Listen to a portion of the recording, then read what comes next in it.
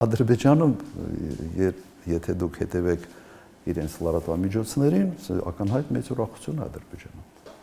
Իրենք դեռ հույս ունեն, որ անկլավներ պետք է ստանան, իրենք հույս ունեն, որ սահմանադրությունը պետք է փոխվի, եւ սա շարունակվելու է։ Բայց այն, որ Փաշինյանը չունի սահմանադրական մեծամասնություն ունի դեպ եւ փաստացի չի կարող փոխել մայր օրենքը այն մանդատներով, որ ունի նախնական արդյունքներով համենայն դեպս։ Իսկ դա հենց այն էր, ինչ ուզում էին Թուրքիան եւ Ադրբեջանը համենայն դեպս խաղաղության պայմանագիր կոչվածը ստորագրելուց առաջ։ Սա չի խառնում նաեւ նրանց Բաքվի եւ Անկարայի խաղաքարտերը։ Իրենք կարող են էլի սպասել։ Իրենց այս վիճակում այն վիճակը չի, որտեղ իրենք պետք է ինչ որ շտապեն եւ այլն։ Ասում են դու այսօր պիտի անես գնա ոնց ուզում ես արա։ Տեր ու ծառայի հարաբերություններն են, այստեղ հավասար գործընկերների հարաբերությունները չեն։ Ալիև ասելու է գնա ոնց ուզում է, իմ խնդիրը չի, գնա սահմանադրությունը փոխի։